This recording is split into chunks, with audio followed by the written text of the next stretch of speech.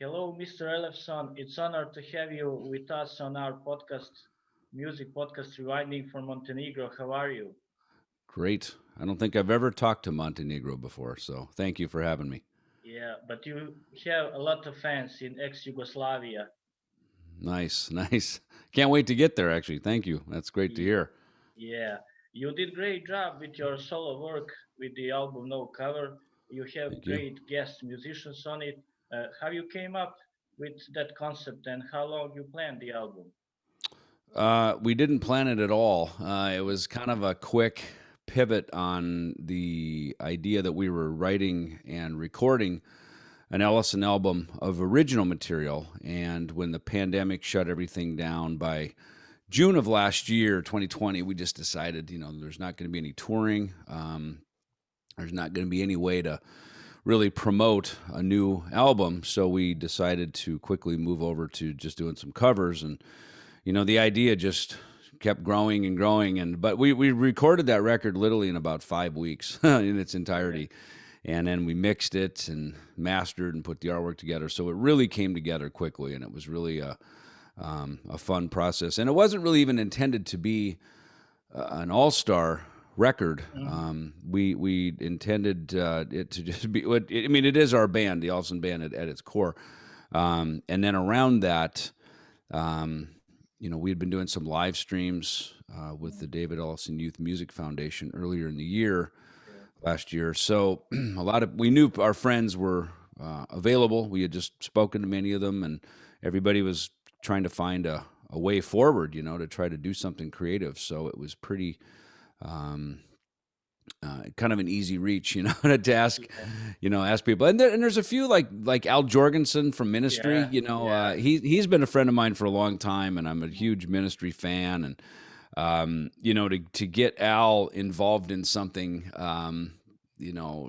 like this was really wonderful, and it was just so cool that he did it. And he's friends with Cheap Trick, so to hmm cover Al Wiedersehen was kind of the obvious choice. And yeah. I just love how it all came together. It was, it just kind of fell out of the sky right into our laps. Yeah. Yeah. And who surprised you? um, it was, I guess, a few surprises. I mean, Todd Kearns from hmm Slash's band, he sang on Sweet FA. And I've known Todd now for, 12 years or so, and was just on tour with him, me and Frank Bello, when we took Altitudes and Attitude to Europe. And we were doing some shows with Slash. He was kind enough to let us open his show for him. hmm So we got reconnected with Todd and invited Todd out to play a couple of Kiss songs with us when we were over in Europe, during our set. And Yeah. so it was just fun to reconnect with him. And, he's an incredible singer. Mm. I first knew him when he was part of a group over in Las Vegas that Tim Ripper Owens had introduced me to, called the Sin City Sinners. And it's kind of a cover band thing. Yeah. Um, and but a lot of fun. And Todd was playing guitar and singing, so I got to know him as a band leader, as a guitar player, as a vocalist. So I knew he could lead the band. So playing bass and Slash is just one of his many talents that he has. Yeah. And so to hit him up on to do the Sweet FA, complex song, a lot of vocals, a lot of harmonies, and he was all in. So that was a fun one. Andrew Freeman from Last in Line kind of hmm came out of nowhere. Jimmy DeGrasso actually hit me. He said, "Hey, I was doing something recently with Andrew, and he asked if he could join in on Nailed to the Gun." I said, "Sure." Come one, come all. Tom Yeah. had already put the vocal down, so Andrew jumped in on that, and then we were we had the idea to do Over the Mountain, hmm and so I asked Jimmy to play on that. Jimmy was in Ozzy's band actually for a short Oh. while during. I think it was the writing of The Ultimate Sin. He Mm. was over in England with him and Bob Daisley and Ozzy and Jake. So they were writing that. I didn't even know that. Jimmy told me all this. So he was over there for a couple of Mm. months working on that. And of course the band got reshuffled, for the recording of the record. But so I thought, well, that's kind of cool. Like we have sort of an Ozzy alumni. And Jimmy's been a dear friend for many years, Yeah. of course. So it was fun to have him But play. reviews of the Yeah, album are great. I know right. people always ask you, but did you really expecting that? Well, I was hoping. I mean, look, I thought it was pretty friggin' good. I'm not gonna Yeah, lie. You know what I mean? And I think my experience is when it's good to me and it feels good with our yeah, band. We felt that way in Megadeth when we write mm, when we're feeling good about it. It usually our fans like it too. You know. yeah, I think those records when you're out exploring and you're not really totally confident in it, those mm, are the records that come back with mixed reviews. yeah, Um, I think this one had. I think we chose cool songs. The fact that some of them were really deep cuts from back in the '70s, and mm. maybe some like Bachman Turner Overdrive, and True spirit. you, yeah, I mean even Wasted by Def Leppard. I mean surprise. I mean Frank Hannon from Tesla. It's Mm, funny. All the guys my age, all my yeah, famous rock star buddies, who are yeah, real rockers, like Frank is. He's a great guitar player, and he write, "Oh my God, I used to play Wasted in my cover bands." I was like, "You did too? So did I." So we, it's funny that right. first Def Leppard record and Wasted in particular is Yeah, the song that we all connected on. mm, As Def Leppard went on to become a huge, pretty much a pop act, pop rock almost, right. with by the time they got to Hysteria. Yeah, And I love all those records. I'm a big fan of Def Leppard, but that first record, man, there was real guts and heavy metal, just yeah, true new wave of British heavy metal in there. And I think that's something that all the guys my age we connect on that. right. And this coronavirus is changing the music business. What's happening currently with Megadeth? Well, we're in the studio working on the album 16, um, which it's great that we have that sort of working in the background. Mm, And so it's been that's what we've been working on, and maybe in some ways it's better that we had the time to work on it now rather than trying to fit in recording sessions in between touring. We've done both. We've usually never been on the road making a record, yeah. which is what 2020 would have looked like had the Mm, pandemic not hit. Instead, we just had the time to work on the record, and so that's what's happening there. Of course, we've got tour dates, on the yeah. calendar, and that's all pandemic provided. We're Right. in the same boat as everybody else. Yeah. As soon as we can, we will, and we're acting as if it's all going to happen. But I think we all have our expectations. We have to kind of Yeah. keep those in check as well. Yeah. I ask lots of musicians how they dealing with this free time, anti-tour time, and Yeah. how you dealing with this that you are free and you're not touring. Well, I got to be honest with you. I mean, I'm as busy as ever, Yeah. and in a cool way. I mean, creatively. I mean, every Mm, day I wake up, I write lyrics, I listen. I'm recording Ellefson songs. I've got other records and little one-offs I've recorded on. I've been asked to be guests on, write on. So there's always stuff in the pipeline for me, which is great, and I like that. yeah. I thrive on that. I love when the call. I just got a call yesterday from Mm, couple guys saying, "Hey, you want to play bass on something?" And they're accomplished musicians, and so it's fun to be part of these things. And I don't do. I have only one kind of quarantine jam, like the YouTube video mhm. Foursquare quarantine jam thing. Yeah. I've kind of tried to stay away from those. Not Yeah. because I love that people do them, and my Mm, friends have done some really great ones. yeah. But I guess for me, I'm kind of more about recording a master that Mm, lives forever. mm, And that's yeah.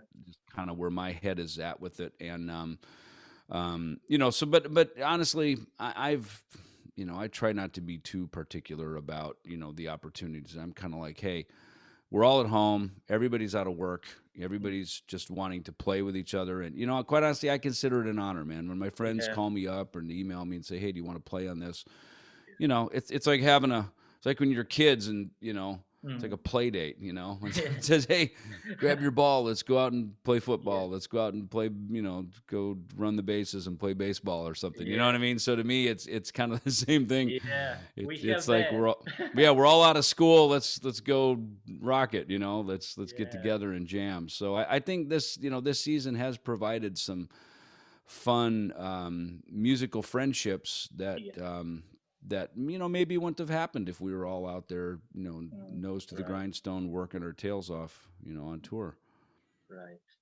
And I have to ask you, you have some turbulent time with Dave Mustaine during the years, but Machine is still going strong. Uh, could you explain us your relation with Dave? Can you tell us more inside how you working as a band and how you choose the decisions you made, how you making the songs?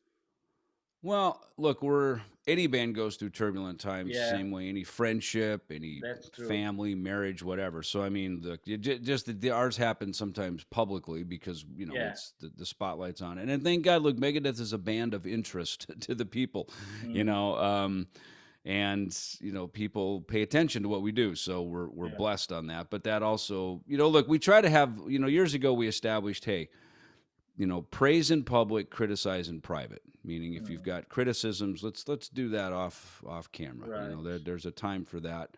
Nobody responds to public criticism. That's always Mm. kind of a Yeah. shitty thing to have to deal with. But look, in the beginning, Dave very much deemed himself the leader.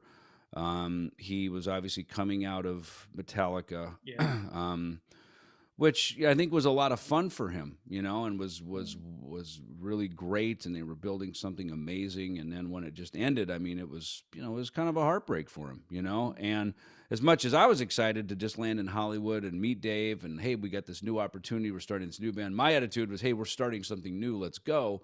Dave was still sort of resolving coming out of a band, a friendship, and all the kind of the grief of Yeah. of Metallica, So as much as we were all young and kind of trying to process that, so there was this kind of push and pull. One was push forward with Megadeth, and the other was Dave. He couldn't help but sort of somewhat be maybe pulled into the, the maybe a bit of a backlash Mm. of what could have been with Metallica, But Yeah. and I think we're all pretty clear, and I think even Dave is too now. It's like after we did the big four shows, getting on stage and playing, it's like Yeah. that was where he came from many years ago. But Dave's a very different person. He's not a Mm. Metallica guy anymore, and he Yeah. hasn't been for many years. He's Yeah. he's he's Dave Mustaine. Megadeth is his band. He's reestablished himself, and that to me, even being in the band, but just sort of an outsider of the Dave Metallica relationship, to me, that's incredible because most people don't get to do that. I mean, Yeah. Phil Collin did it from Genesis, Yeah. and it wasn't a bitter breakup. He just kind of went solo. Yeah. Sting did it with the Police. Sounds like that may have been a little bitter. We can only go by what we read. And, but most people who either go solo or, get removed from an act that Yeah. then goes on to do such big things like Metallica did. Most people who get out of that, they never heard from again, Yeah. Yeah. you know, And that's the and, theory and the rage. yeah. So, I mean, I think the fact that, Megadeth went on to sell, the same amount of records as if Dave was still a quarter of Metallica is pretty impressive. Yeah. And look, I knew this was going to be a 10-year overnight success, Mm. meaning that I could tell when I met Dave is like, this is going to work. Like this has Yeah. definitely got cool. It's inventive. It's new. It's, Dave's a real personality. He's a real Mm. rock star. So to grow up next to him, because I was only 18 when I met him, so to really Mm. kind of grow up next to him Yeah. and was great. But I also knew it wasn't going to happen overnight. Like no Yeah. great band does. I Yeah. mean, we tend to, people now, you can look at all Megadeth and go, oh my God, you guys are huge, and we are. But that those first 5-6 years were just brutal. I mean, me Yeah. and Dave were literally homeless, crashing in people's bedrooms and their couches, and Mm. living in my van, rehearsal rooms. I mean, we were, Yeah. we Yeah. were, it was, we were really, scratching, bare bones there. So, when the success started to come by, and look, I mean, look, pretty quickly, we got a record deal within our Mm. first year as a band. So, I mean, some would argue, well, it wasn't that hard, and it wasn't. I mean, on one level, we started, you know, we didn't start here at the very bottom. We started here at the bottom. We got pretty quick, a few rungs up the ladder, if you will. Mm. And Dave was very committed and determined to to how the band was going to run, and I think that's what I got right away is don't get in front of Dave and don't get in his way. Like, let him. He's got a real sort of gift of just being able to have a vision on how things are supposed to go, and Mm. either stand beside him or get behind him. Don't get in front of him, Yeah. And I think those are when that happens, there can be problems. But with that said, over the years we've done a lot of different versions of writing. The '90s with Nick and Marty became a bit more Mm. collaborative between us. Mm. Um, Dave is very, he very much wants to be, the deciding factor on the songs. In that way, probably not much different than Jimmy Page was with Led Zeppelin, Yeah. with the way Steve Harris is with Iron Maiden. So, this is not an uncommon Yeah. precedent. Yeah. Yeah. And so I saw that, and I kind of always stood back and went, okay, let him be the quarterback and make the plays here. So, and if I can write something or create something that fits in with that, all the better. But and if not, just be glad to be here, be part of it, and Right. support his ideas. And I think that does require some discipline. I'm not going to lie, Yeah. because especially as you're growing up together, you Yeah. change as people too. You don't stay the same person.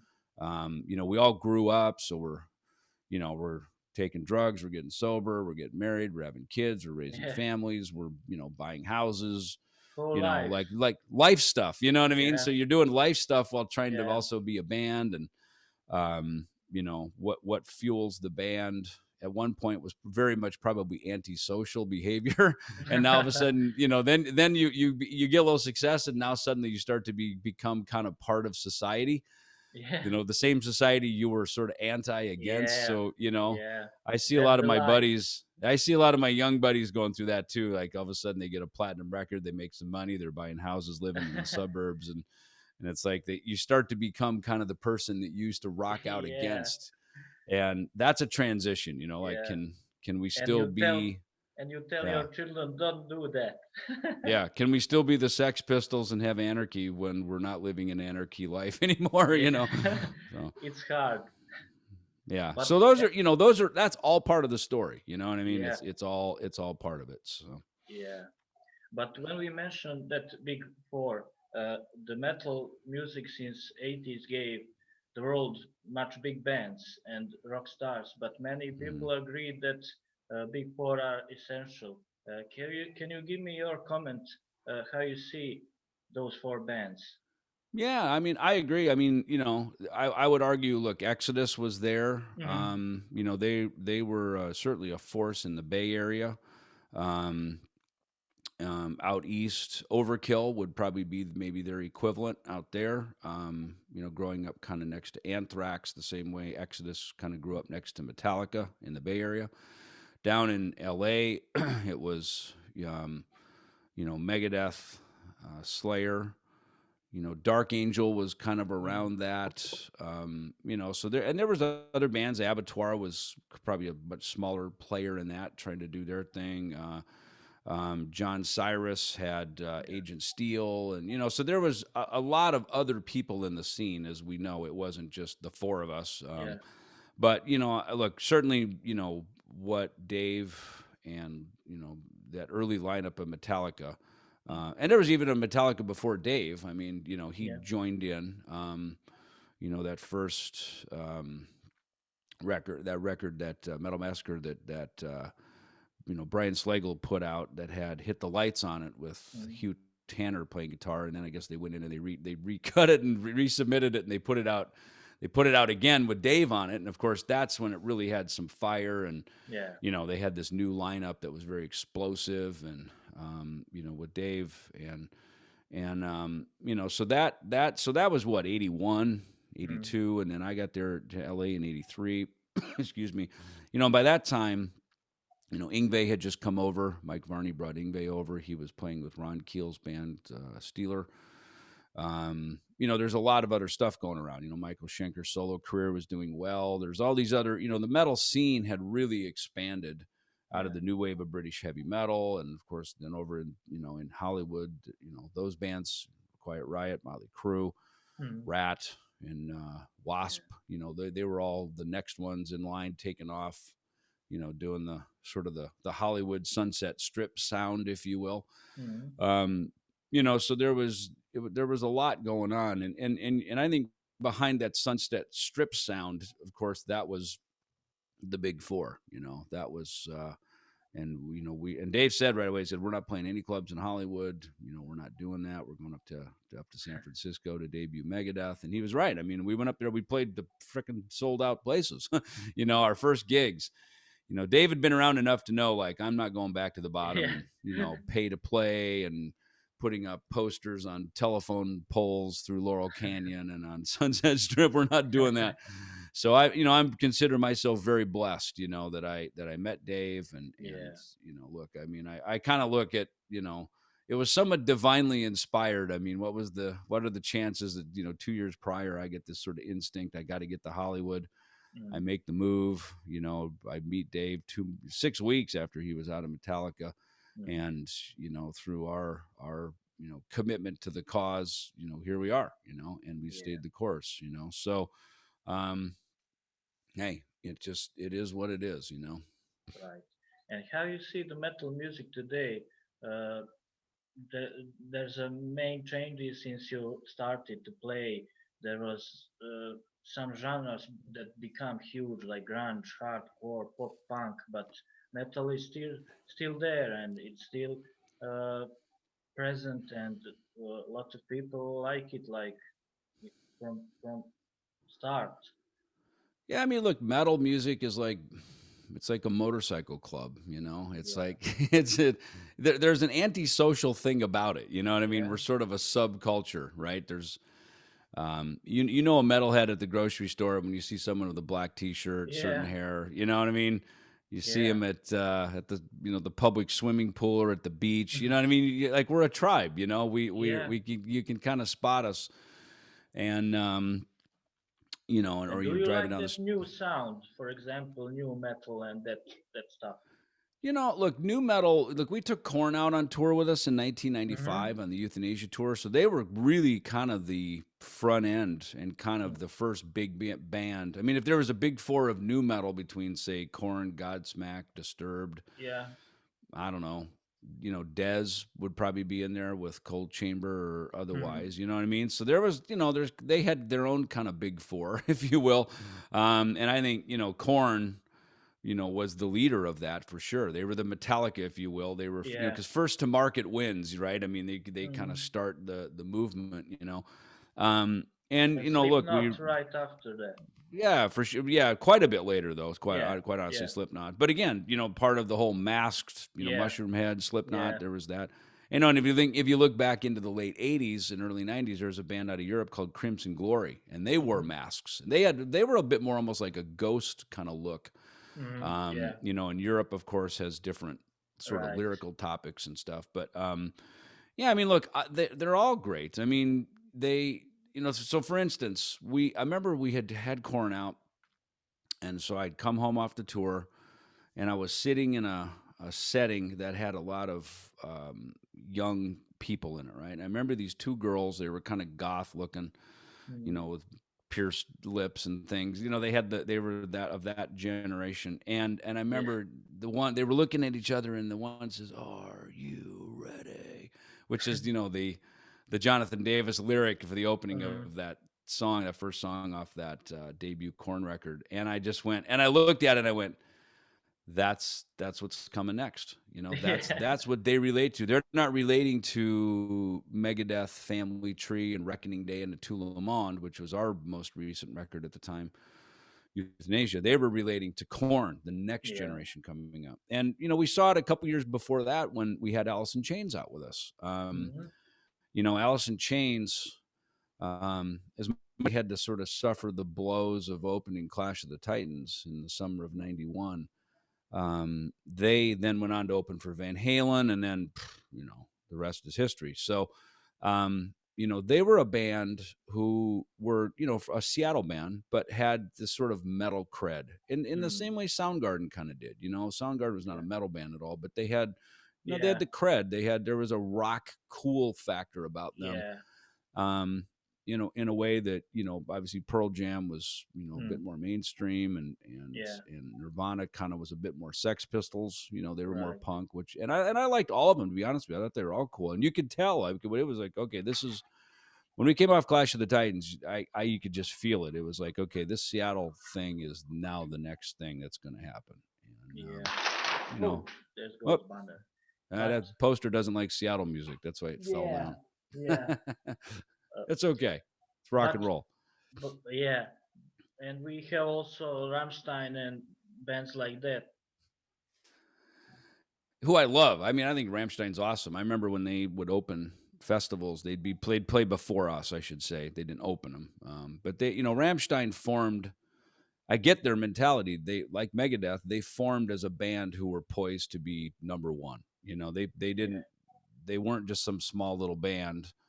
We all start small, of course, but you could tell their view of this was big. And the Mm, pyro, and their shows are incredible. I love watching them, and I also love the Emigrate record that mm, Richard did. I think yeah. is awesome, super cool stuff. So he's a great writer and a cool artist in his own right.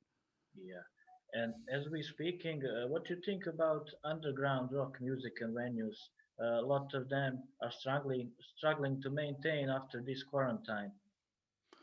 Well, look, rock and roll always starts underground, doesn't it? Yeah. That's kind of the nature of it. It's what it is. You Yeah. rock and you roll against society, against the mainstream, against growing up, and against you kind Yeah. of against all of it. So, look, God bless the little underground clubs, man. Mm, That's that there that's there's and those places will always be there, on some level, and they have to be, because they provide the beginnings.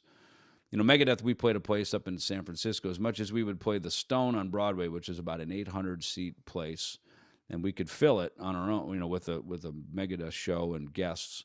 Um, there was a little club across the street called the Mabuhay Gardens, which was like a little mhm. punk rock club that I think the Dead Kennedys and Fear and all those kind of bands would play. Yeah. And we played there one time, and it was, it's pretty gritty, man, and it definitely felt like a dirty, sleazy little punk rock club. Yeah. But it was part of the story of Broadway, of the street Broadway in San Francisco, in Chinatown, where this whole movement of punk and metal and everything was happening. I mean, it Mm, was all part of it. So, it's weird with metal. I was thinking about it. Metal Allegiance, we played, at the Fillmore in San Francisco. We were part of the launch of the Murder in the Front Row movie, and then that night, literally across the street, we played at the Fillmore. And I was sitting there going, okay, the Fillmore is very much affiliated with sort of the '60s Haight-Ashbury, kind of the '60s, mm, movement of music that was going on. And down in L.A., of course, they got the Whiskey. yeah. Everything from the Doors, Led Zeppelin, Janis Joplin, Alice Right. Cooper, everybody played there. And it's funny that the big four, if you will, let's call it thrash Mm, metal, our genre, most of our clubs have closed, be it the yeah. Broadway, Stone on Broadway. Lemoore in Brooklyn was Yeah. Great. super famous, as that was Yeah. kind of a go-to thrash metal hard rock club, and that's gone. So a lot of the places, Yeah. punk rock has CBGB, CBGB. Yeah. and even though that actual address is gone, they've branded it. They've got, I think, one Yeah. now I'm in Las Vegas, so they've sort of kept the name alive. And a friend of mine actually is, keeping the Lemoore name alive with T-shirts Mm, and stuff, and so it's kind of part of our, it's all part of our history. So as much as we don't actually have a club, sort of a monument to our, our where it all started for us. you know, Cool. in some ways, wearing the Lamore T-shirt is kind of that's as close as we can get to it now, you know. Yeah, and you guys are true rock stars and celebrities, but what that mean to you? I mean, this is the example that it's easy to reach you, to talk to you. You know, you keep that spirit of rock and roll. You know, I personally do. Yeah. You know, because first of all, it's fun. It's when I Mm. wake up every day. What you see is what you get. You know what I mean? Yeah. I have tried. You know, again, and we've all get pulled into the bright lights and the fame, and Mm. look, it's fun to go to the Grammys and be there with all the big wigs and J Yeah. Lo and Beyonce and these real global celebrities, Yeah. and it's fun to kind of be in their world for a minute, you know what I mean, for a night. But the reality of it is, when the word show's over and we come home, we're back to this, because this is who Yeah. we really are, and it's I think when we get invited to those big events like the Grammys and things, we're bringing our whole audience with us. It's not just the four of us going. Right. We bring our whole tribe with us. It's like we bring the Yeah. tribe to the party and say, hey, we're all here. Like, we deserve to be here too. We take our award, then we go home, and then it's back to the grindstone, writing more songs, back on Zoom talking to someone in Montenegro, and Yeah. then back on Yeah. tour, because that's who we are, man. I mean, Yeah. it's and I think the pretentiousness is everything we rock out against. It's everything we freaking Yeah. hate, Yeah. So when we just keep it real organic, and we can't be everywhere for everybody. I mean, it's Yeah. impossible. That So would. sometimes doing this is at least a way you and me can connect, and we can Right. keep a Right. connection around the world. But that's really great. And last two questions. Uh, can you tell me your favorite song that you love to play live? Well, okay, so with Megadeth, obviously, let's go to you know, they all have a place, and Hmm. that's, I think, as we build the set list, we build it Yeah. like that. We've been opening with Hangar 18, which is fun. It's explosive. Everybody's on their feet. It's it's cool. And then we end the show, usually with Peace Sells into Holy Wars, and it just Hmm. builds to this crescendo. You kind of save the big Yeah. hits, for the end. And in some ways, we've been doing it so long, people just expect that to happen. So if we don't play them, people be like, "What the hell? Like, you didn't finish the shit." And it's happened a couple of times. Like one time, I remember in El Salvador, the weather was so bad, we literally played two songs and had to walk off stage because there's like a freaking monsoon blowing in, hurricane or something. But they so it's happened a couple times, but Yeah. um so those are fun. I mean, look, Symphony of Destruction's great, Mm. Yeah. and because it's people wait for it, they hear the intro kind of warm up and they get excited. You can just see them in the front row. They're like, they're Yeah, just especially in excited. South America where they sing the Ah, riff. I mean, in Buenos Aires, it's just sort of like we don't even Yeah, have to sing. We that's just let them do incredible. it, Yeah. and it's so cool. And the reality of it is when we play the concert, as much as it's us performing the songs, it's again what we talked about just a minute ago. It's Yeah. very interactive between us and the fans, and Right. these songs are their songs too, Yeah. and so for us, it's fun to. I remember right from the very beginning when when we debuted the band in 1984.